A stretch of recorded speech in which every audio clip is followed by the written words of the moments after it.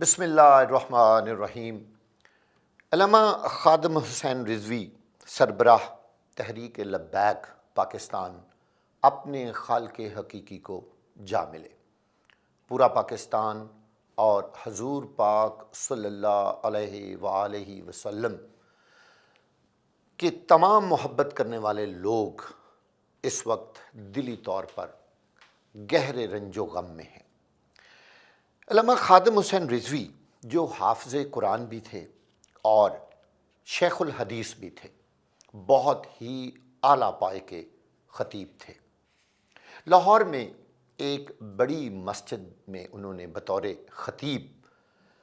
اپنے فرائض سر انجام دیے اور اسی دوران انہوں نے تحریک لبیک پاکستان کی بنیاد رکھی۔ تھوڑے ہی عرصے میں لوگ ہزاروں سے لاکھوں کی تعداد میں پہنچ گئے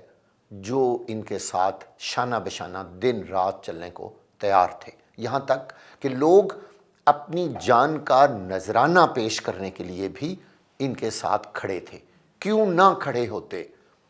اپنے نبی کی شان کے لیے ہر مسلمان ہر وقت اپنا تن من دھن، اپنی شان، اپنی زندگی، اپنا سب کچھ قربان کرنے کو تیار ہے۔ علامہ خادم حسین رضوی نے آگے بڑھ کر مسلمانوں کو ایک وہ پیغام دیا۔ یہ وہ دور تھا جب آئے روز دوسرے ممالک میں بھی بہت سارے غیر مسلم جو تھے وہ حضور پاک صلی اللہ علیہ وسلم کی شان میں گستاخی کر رہے تھے، کہیں خاکے بنائے جا رہے تھے، کہیں کچھ ہو رہا تھا، اور علامہ خادم حسین رضوی نے تحریک لبیک پاکستان کے ذریعے ان کو یہ پیغام دیا کہ مسلمان دنیا بھر میں زندہ ہیں اور وہ اپنے نبی کی شان میں کبھی بھی گستاخی برداشت نہیں کریں گے۔ اس کے لیے علامہ خادم حسین رضوی کو جیل کی صحبتیں بھی برداشت کرنا پڑی، لیکن وہ اپنے مشن پر ڈٹے رہے۔ مجھے یاد ہے انہوں نے ایک جیل میں بہت مشکل وقت گزارا اور اس کے بعد ان کو رہائی ملی۔ ناموس رسالت کی حفاظت کرنے والوں میں رہتی دنیا تک علامہ خادم حسین رضوی کا نام سنہری حروف میں لکھا جاتا رہے گا۔ ان کے پیروکاروں کی تعداد جب لاکھوں تک پہنچ گئی تو انہوں نے اپنی قوت کا مظاہرہ پوری دنیا کے سامنے کیا۔ ابھی حال ہی میں انہوں نے اسلام آباد میں ایک بہت بڑا جو مجمع تھا، ایک بہت بڑا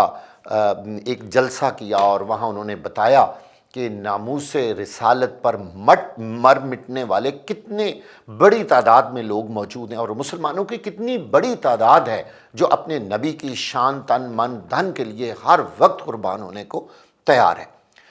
علامہ خادم حسین رضوی ایک بار ایک ٹریفک حادثے میں زخمی ہوئے اور جس کے بعد وہ ان کی ایک ٹانگ جو تھی وہ ناکارہ ہوگی اور وہ سہارے کے بغیر چل نہیں سکتے تھے۔ ابھی جس وجہ سے ان کی وفات ہوئی، بتایا یہ جا رہا ہے کہ ان کو کچھ سانس کی تکلیف تھی، کچھ بخار تھا، اور غالباً ابھی حال ہی میں جو انہوں نے اسلام آباد میں جا کے بہت بڑا دھرنا دیا اور حضور پاک صلی اللہ علیہ وسلم کی شان کی خاطر انہوں نے جو وہاں ایک میسج دیا پوری دنیا کو، اس کے بعد شاید ان کی جو طبیعت تھی وہ زیادہ بگڑنی شروع ہو گئی۔ شاید اس وجہ سے ان کو زیادہ جو تھی ان کی طبیعت جو تھی وہ میرا خیال ہے کہ خراب ہوئی۔ میں یہاں ایک بات آپ کو بڑی واضح کرتا جاؤں کہ پاکستان سمیت دنیا بھر میں مسلمانوں کا ہر مکتبہ فکر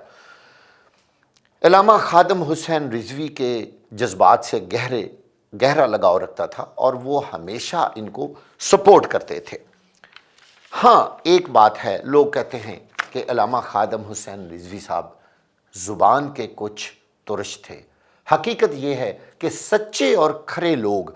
ہمیشہ زبان کے ترش ہی ہوتے ہیں، لیکن انہوں نے جس اعلیٰ انداز میں نبی پاک کی شان کی خاطر قربانیوں کی ترجمانی کی، اس کی مثال رہتی دنیا تک شاید کوئی پیش نہیں کر سکے گا۔ اب ان کی نماز جنازہ کے بارے کہا جا رہا ہے کہ انشاءاللہ لاکھوں کی تعداد میں لوگ وہاں موجود ہوں گے اور بہت بڑا جنازہ مینار پاکستان میں ہونے والا ہے۔ اب دیکھنا یہ ہے کہ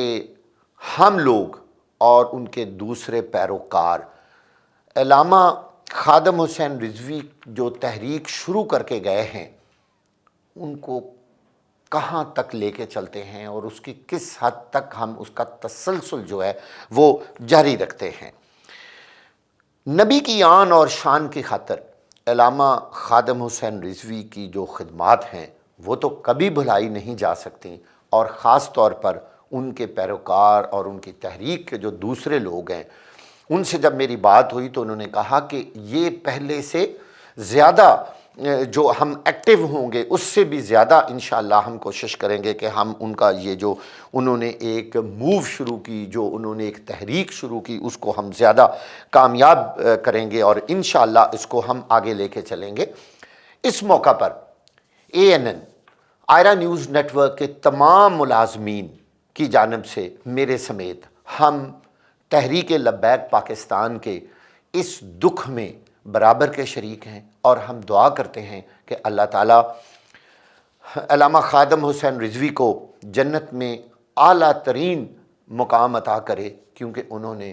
نبی کی شان کی خاطر اپنا تن من دھن سب کچھ قربان کیا، اپنا سکون برباد کیا، اور میں اللہ تعالیٰ سے دعا کرتا ہوں کہ اللہ تعالیٰ مسلمانوں میں خادم حسین رضوی صاحب جیسے لوگ پیدا کریں جو اپنے نبی اور اپنے مذہب کی آن شان قائم رکھیں۔ اس کے ساتھ مجھے اجازت دیجیے، خدا حافظ۔